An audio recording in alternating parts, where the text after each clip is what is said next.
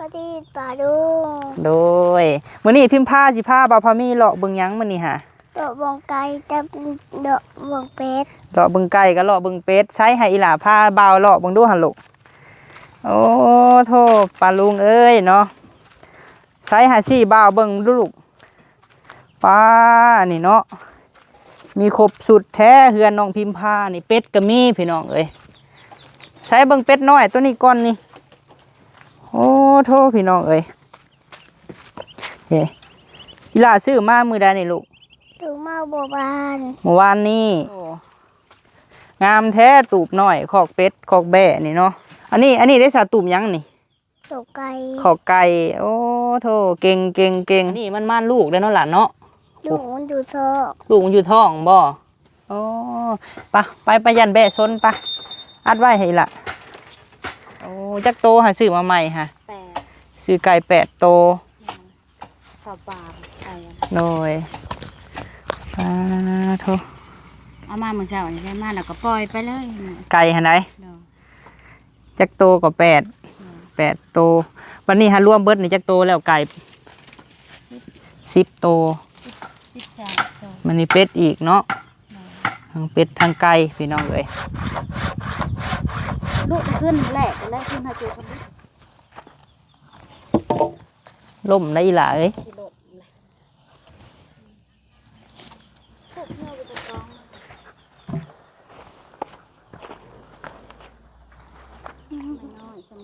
ขับหัวได้เลยแดดงอเงี้ยอีหล่ามันระวังมันอันลูกเด้อทั้งหลังให้เวลาเจ้าทิมให้เด้เกาะหน้าผาแม่นเกาะงอนมาสบซึ้งเนาะอ้าวพี่น้องเอ้ยฝากกำลังใจเอ้ยสาในเด้อป้าลุงเอ้ย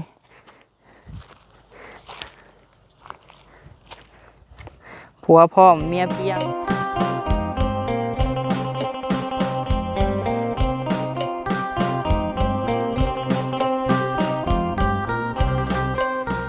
ป้า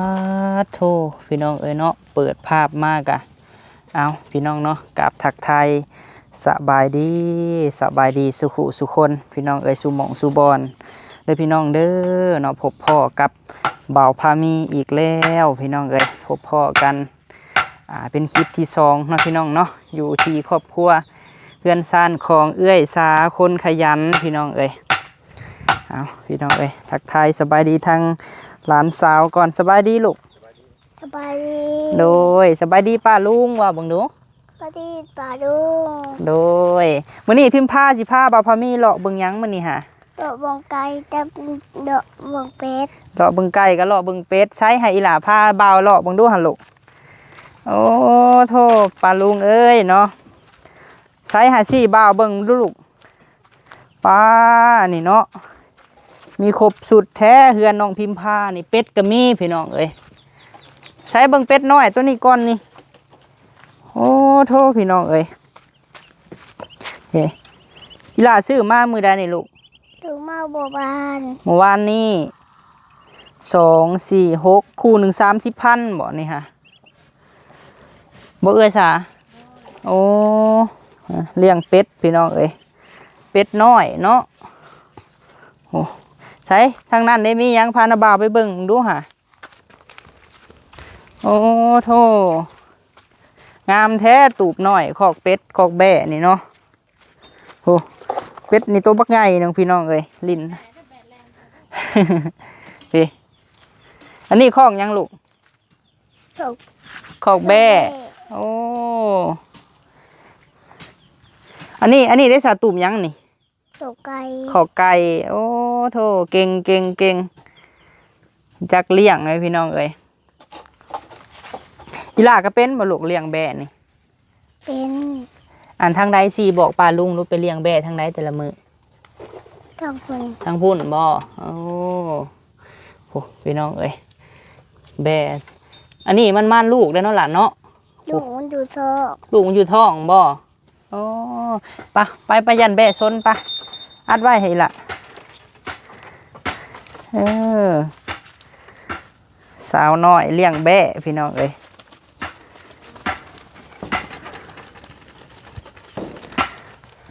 อันนี้เป็นแบ่แนวใหญ่ได้พี่น้องเอ้ยได้บ่อัดให้ล่ะเพิ่งบ่พามีอัดให้ เพิ่นอัดจังไดเด้นี่ได้แล้วบัดนี้ไปอันนี้เพิ่นกำลังเฮ็ดคอกแว่คอกไก่พี่น้องเอ้ยเพิ่นสิอันแล้วนี่ตีไม้เสร็จแบบนี้แหละพี่น้องเอ้ยอันนี้ไผเป็นคนเฮ็ดนี่ล่ะ พอ โอ้บ่มีแนวแอมพี่น้องเอ้ยเอาสังกะสีเก็บสังกะสีเก่ามาแอมแล้วซื้อไก่มาเพิ่มตอกไม้เดี่ยวใส่เนาะพิมพ์ผ้าเนาะนี่พี่น้องเอ้ยมีคอกไก่คอกแบะต่อไปก็คอกเป็ดพี่น้องเอ้ยคอยเป็นคอยไปทีละขั้นตอนเลี้ยงกับตัวใหญ่ได้พี่น้องเพราะว่ามันอุดมสมบูรณ์เนาะเขตนี้มีครบสุดไหนป้าอีล่ะป้าไปหาแม่จะป้าโธ่รถถีบน้องกัญญาพี่น้องเอ้ยหมดขึ้นได้เบิ่งทรงนี่เนาะผู้เอาซอขีดหมดพี่น้องเอ้ยมาขีดไว้มีครบเบอร์เลยเป็ดไก่หมูหมาเฮือนเพิ่นนี่ ใช่หาพิมพาพักกะมีบ่ลูกโอ้โธ่ค่ายในดอกมีโซลาร์เซลล์พี่น้องเอ้ยว้ามากล้วยอีหลานบ่พ่อบ่มแล้วบ่ลูกโอ้พักกะมีบ่นี่ฮะพักหยังนี่ฮะคู่อยู่บ่ เฮ้ยมันปลูกอะไรพี่น้องเอ้ยปลูกพักว่าสิงขอกสิงไข่เอ้ยเพิ่นก็ปลูกเลยกล้วยเนาะบ่แม่นนานพักบ่จักเขาเหยียบนี่ฮะ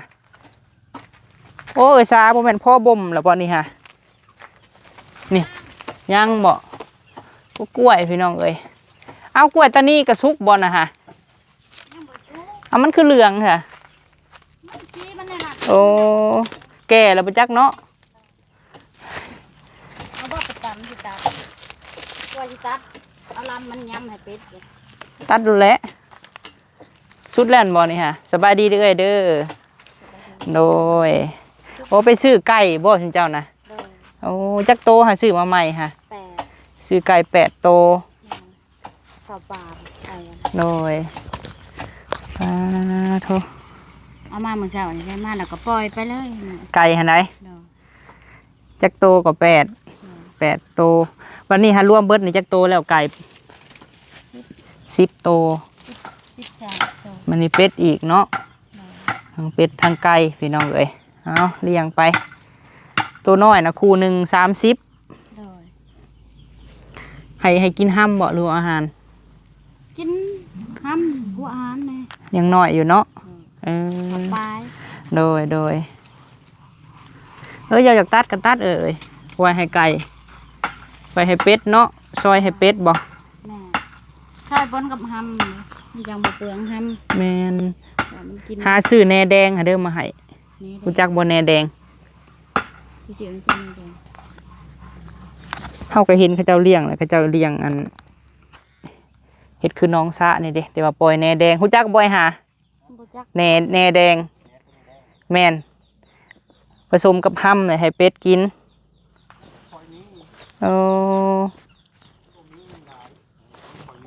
มื้อนี้กองพื้นเนาะเอ้ยเนาะ เด้อกองก็บ่พอแล้วยังบ่พอ ยังมื้อนี้ให้สิซื้อตื่มอีกจักรถบัดนี้ 2โล 2รถอันนี้ 3 3พอดีเป็น5เนาะคือว่าได้2เตานี่แล้วมาอยู่บนใหม่ โดยเตาที่2 เพิ่มขึ้นเรื่อยๆเนาะ เตาแรกได้25 25สอบ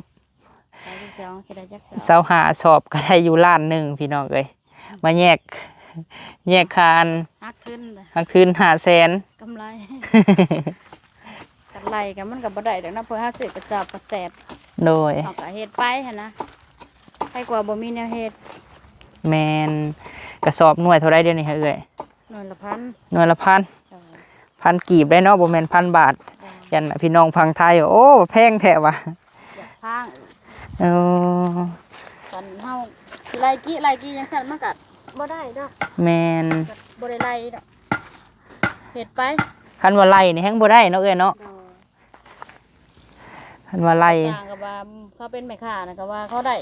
กะทึนกำไรเขาก็เอาทึนใจกำไรเอากำไรใส่ทึนก็คือกัน แม่นบ่ต่างหยังกับแม่ค้าขายผักดอกเนาะ โดย เก็บไปพี่น้องเอ้ย เก็บหน่อยจะร้ายไปจังซี่ บ่มีหยังดอกพี่น้องเอ้ยสิได้ขายเทื่อหนึงได้ 4-5 แสนบัดเดียวอันนี้ยังบ่ทันได้ขายบ่หรือว่าแนวใดตัว ขายน้ำนี่แล้วเขามาซื้อเทื่อละสอบเทื่อละจองจังซี่นะ อ๋อ ซื้อมาดังเขาบ่ได้ซื้อแบบหลายโลด ก็ต้องทำใจหน่อยหนึงเด้เพราะว่าเฮาอยู่ในเนาะ โดย แต่มันก็สิเป็นช่วงเนาะ โดย ถ้าว่าทางพุ่นบ่มีทาน ท่านไปชงเขาก็เอาเบิดเฮาผัดบ่มีรถบ่มีรางไปชงนะเฮาก็เลยบ่ได้ไปชงก็อยู่บ้านน้องผือ คันว่าจะไปส่งนี่ก็ต้องได้จ้างมันบ่เอ่ย โดย โอ้ คันให้เพิ่นไปชงให้เพิ่นก็เอาไปหลายแล้วเพิ่นก็เอาสอบ 2,000 สอบ2,040ก็เป็น 38 38เนาะ เพิ่นก็เอา 2,000 แม่นคันจ้างแก่ไม้นี่ได้ซะเพิ่นจ้างเพิ่นแก่มานี่เพิ่นเอารถเท่าไหร่นี่ฮะ อันเพิ่นจะแก้ใหม่นะเขาจ้างเด้เฮาซื้อ โอ้ เขาหมดเขาตัดพื้นแล้วเขาจ้างแล้ว โดย เขาขับเองจังซี่นะเขาให้30เที่ยวหนึง แม่นเนาะเฮ็ดไปซั่นแหละสิว่าจังไดเฮาบ่เคยหมิ่นเงินน้อยเนาะเอ้ยเนาะเก็บ5เก็บ10ปัญญามบ้างนี่กับลาวไม้บ่ โดยแล้วไม่มีใหม่ก็เบิดแล้วบ่ได้ไปพูดอยู่นางแล้วก็กองพัน ได้เท่าไหร่กว่าวันนี่ฮะ ได้60 60,000 โดย พอได้ตื่มกันคันว่ามาบ่เห็นนี่แม่นนํไปพุ่นรถแม่นบ่ โดยไปหาหูดอยู่นางอยู่ป่ามาล่ะมื้อนี้ก็ว่าสิไปแล้วเบิ่งเทิงฟ้าคือว่าแดดยันผู้น้อยนี่มันอยากไปนำ ผู้น้อยนี่คันว่าไปนี่ต้องไปนํบ่นี่ฮะ โดย คือว่าแล้วพี่น้องก็ยังน้อยอยู่แต่ว่าอันป้าแม่ก็ยังบ่ได้เพราะว่าเคยอยู่นํกันเนาะ โดยไปทางใดเพิ่นก็อยากไปนำแล้วก็บ่ แม่ ไป นเอาลูกเอาเต้าไปนํเริ่มแรกก็แม่นเห็นเพิ่นก็คือหูดยานางพี่น้องเอ้ยอาชีพหลัก ไปหูดแถวมันแปลนมันนั่นไปพูด ๆแม่น เข้าป่าผัดยุงไปนำกันค่ะ คุดจิรอนํบ่เอ้ย โดยที่รอมันก็อยากเวิร์ดเลยนะแบบคนขุดหลายมันอยากคอยนี่เลย คันว่าเมื่อยก็พักเอ้ยซาเอ้ยเฮ็ดทานนํหาอันอื่นไปนํหากมีแต่ว่าเผาทานไว้แล้วจังไปเนาะ โดย คันเฮาเผาทานไว้คือเฮาขวัดตัวนี้ออกแล้วโกยตัวนี้ออกจากเตาเบิดแล้วสั่งใหม่คือทานนี่เบิดมื้อก่อนหั่นบ่ใหม่นะ โดย โอ้เบิดแล้วก็สั่งมาคันเฮาถ่าให้มันเบิดเลยเนาะเอ้ยเนาะมันก็ ยากเขาตัดอีกแล้วมัน เฮาต้องสั่งเนิ่นๆไว้แม่นบ่ บัดเขาบัดตัดให้หลายคนหั่นน่ะ แม่น เดี๋ยวเขาสั่งก่อนเขาก็ได้ก่อน ต้องสั่งไว้สาวน้อยบ่ได้ไปลิ้นน้ำหมู่บ่เถียงทางหน้าเพิ่นก็บ่เคยไปบ่เอ้ย มันบ่มีโมแล้วโมป้องเฮียน ลิ้นกับแม่เนาะอยู่เฮ็ดเวียกเฮ็ดงานช่วยแม่ น้ำหมูน้ำหมาน้ำหมู น้ำหมาหน่อยเป็นหมู เลย หมาก็ไปน้ำแบะปล่อยแบะไปแล้วก็ไปน้ำโกนมัน ปล่อยไปทางใดทางพุ่นบ่ โดย อืม ปล่อยน้ำเดินน้ำนี่นะ ก็ยังว่ามีแบบมาแต่เฮ็ดเวียกเมื่อยๆยังเห็นเนาะแนมเห็นสิ่งของที่ว่าเฮาซื้อไว้เนาะเอ้ยซาเนาะก็มีแฮงบันดาลใจขึ้นหลายพี่น้องเอ้ยทั้งแบ้ทั้งไก่ทั้งเป็ดเอาสังกะสีเก่าแต่พุ่นบ่มากมาใส่ติ โดย อืม ไม่ใช่มันบ่พอ เริ่มหลายเลยเด้บัดนี้ออกลูกได้ไก่ก็ซื้อไก่แม่ไข่เนาะฉลาดอีหลีเจ้าก็ได้ โดยไข่ได้6 หน่วย 7 หน่วย เออ ยังซ้อมแม่หาหังอยู่ โดย ไข่ ผู้ใหญ่หลายทานมันก็พร้อมเอ้ยซาเอ้ยคันเฮาซื้อกินนี่เบิดได้เนาะ จะกินกับเบิดแล้ว อยากแนวแซ่บนี่ซื้อกินนี่เบิดแม่นบ่ โดย ซื้อไก่นี่ยัง ย่างมันออกไข่ได้แบบ แม่น ก็ได้ลูกได้เต้าค่ะเพิ่มขึ้นอีก แม่นแบ่ก็ออกลูกพี่น้องเอ้ยเห็นดีอยู่เลี้ยงเป็ดเลี้ยงไก่เลี้ยงแบ่นี่มันบ่ขาดทุนเลี้ยงคนมาพร้อมมันบ่โอ้ ก็ได้เฮามา แม่นแหละเนาะมันใกล้ป่าก็ต้องมีหมูมีหมานํเนาะแม่น พอเขามากลางค่ำกลางคืนเพราะได้เฮา โดยให้เอ้ยสาเฮ็ดเวียกไปนํพี่น้องเอ้ย นี่แล้วอีหลีได้นี่เนาะไอหาสบายดีเด้ออ้ายเด้อโดยเบิ่งในผ้าค่ะพี่น้องผ้าทางป่าได้อันนี้เนาะบ่แม่นผ้าพันไม้คือบ้านเบิดแหละบินเบิดแหละนี่โอ้ ตั้นตาหมาทั้งไฟลีตาหมายมันกับบ้านผ่าเนาะ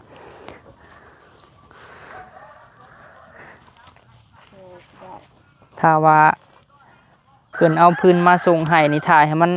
ดอกก่อนมันตายก่อนมันก็แข็งพี่น้องเอ้ยให้ใส่ไปเลยเนาะเอ้ย แทงเอาผัดกองแน่นะมันบ่มีคือโอกาสเราบ่ได้ไปทางไหนกองซะเวลามันร้ายผัดกองเนี่ย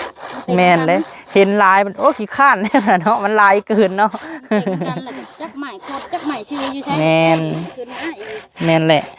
กองไปโหลดแค่แน่พนักมาบัดได้กับย่อใส่ แม่น เพื่อเล็กจะหน่อยจนมันพอไปแล้ว เห็นลายมันโอ้ว่าลายเห็นเนาะเพิ่นสิกองเบิดหน่อยหาเนาะอันยังว่าใครจับใส่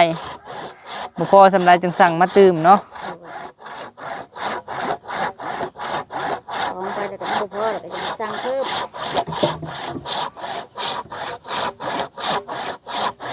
สั่งแล้วสั่งใหม่หน่อยแล้วใหม่ใหญ่มันใหม่หน่อยไม่ไปปกหลังเลย โดยแล้วต้องใส่ไม้น้อยอันไม้ใหญ่ทั้งลุ่มก้อนเนาะได้ไม้น้อยปกเทิงพี่น้องเอ้ย หน่อยพวกเครื่องแต่งปกผัดลูก ได้ลูกเจาะเบิ่งอยู่บ่กลางคืน ลูกแต่บริลูกก็บ่ได้ เอาเฮ็ดคักเนาะ มาซ่อนได้นะกับใหม่มันก็ซื้อแน่ใหม่มันก็บริงดกันไม่งดแต่กะ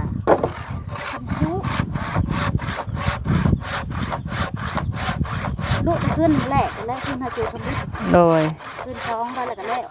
กับบริลูกกันได้ ป๊า นั่นได้คือว่าคอยจังหวะครับ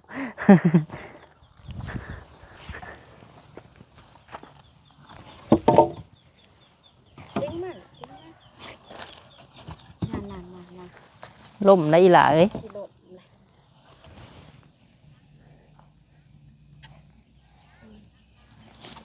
พวกเนื้อไปตะกองเนื้อไปปรุง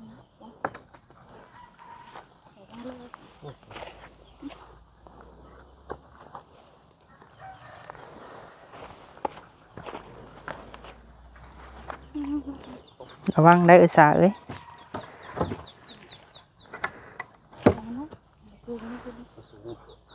ผู้เดียวกับแพร่มาแค่หลังเนาะ ถ้ามันใหญ่ใส่คางมันแบบนี้แล้วมันบ่ไม้คางต้องเอาไม้น้อยสำคัญ ทับหัวได้เลยมันแดดงอเงี้ย อีหล่ามันระวังมันอันเด้อลูกเด้อทางหลังให้เวลาเจ้าทีมให้เด้ เกาะหน้าผา แม่น เกาะงอนแบบสดซึ้งเนาะ อ้าวพี่น้องเอ้ยฝากกำลังใจเอ้ยสาหน่อยเด้อป้าลุงเอ้ย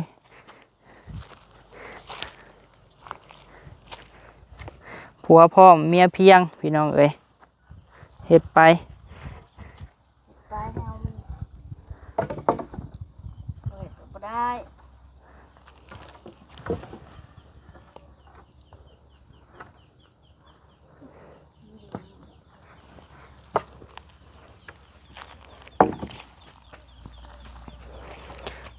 ไม้อันเตานี่มีแต่ไม้ขี้เล็กเบิดเนาะมาจูดเบิ่งสิเป็นแนวใดพี่น้องเอ้ย แต่ผมเคยจูดที่เกิดมาทีเล็ก มีแต่จูดไม้รวมติ จูดแต่ไม่ตะข้ามไม่แตะไม่เข่งไปอย่างนี้บ่ได้เคยจูดแล้วไม่เล็กงามอยู่ได้ทำมาทีเล็กเลย โดย กะอยู่มาแล้วว่าไม่ทีเล็กทำที่บ่งามหรอกงามดังกับแบบเดียวกันกับเขาดังไม่เข่งไม่หยัง โดยขายน่ะพี่น้องเนาะตีเป็นเงินไทยนี่60 บาท พี่น้องไอ้สอบหนึ่งป้าพอซื้ออยู่ได้พี่น้องฝั่งไทยเพิ่นว่าฝั่งไทยให้300เพิ่นว่าสอบหนึ่ง ถ้าขายชอบสีทิพย์คนยังจะต่ออยู่ แม่นบ่แพงแท้ติอันบ่ขาย40นี่แฮงถูกเนาะ บ่ขายสีทิพย์ในพื้นก็คือ แม่นเอาไปมาไล่กระสอบพี่น้องสอบหนึ่งกับ1,000 2,000เลย ปอฟางอีกแม่นบ่เอื้อยปอฟางอีกเนาะค่าแห้งอีก บ่ได้ไล่ดอกค่าแห้ง เนาะ ไล่แต่ค่าชื่อค่า สิจะชอบแซ่บซื่อๆดอกค่าแห้ง เลย สิบ่ไล่ค่าแห้งนะแห้งบ่มี แมน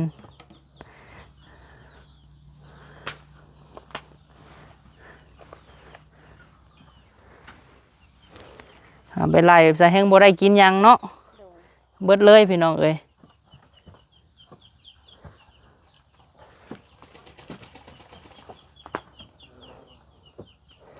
อีก2รถพอดีพอเตาหนึ่งก็5รถต่อไปก็6รถ7รถไปพุ่นแหละพี่น้องเอ้ยเบิ่งเพิ่นขายนี่ก่อนว่าสิได้จักสอบจักเปล่าบ่ได้ต่อทุน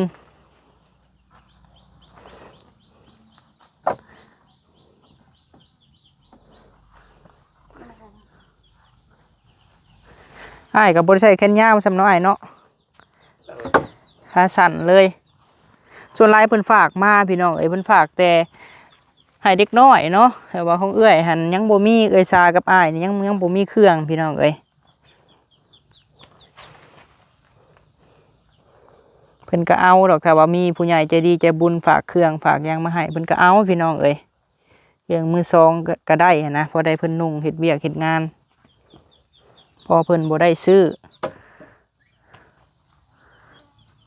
เครื่องกะ2-3 แสนเนาะตัวหนึ่ง แพง แมน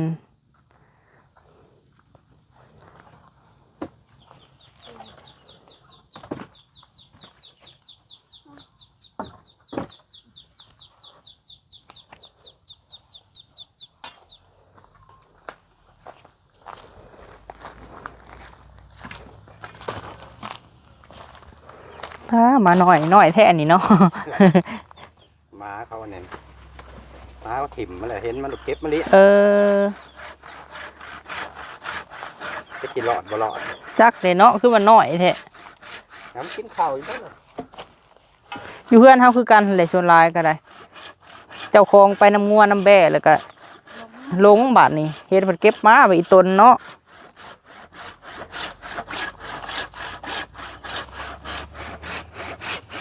แดดไข่คือแดดฝนเนาะเอ้ยสาเนาะฝนที่ตกบ่จักพี่น้องไอ้รอบบ่ายนี่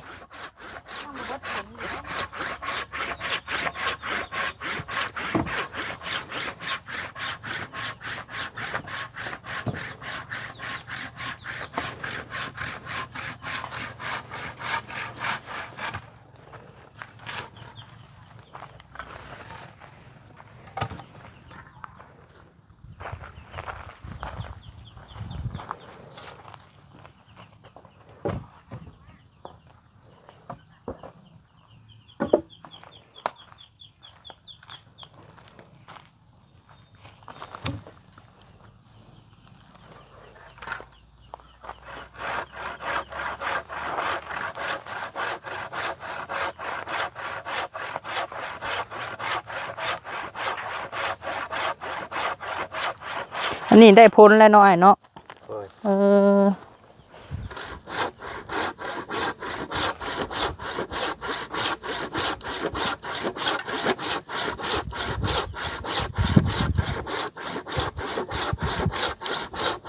เพื่อสิขาดเนาะ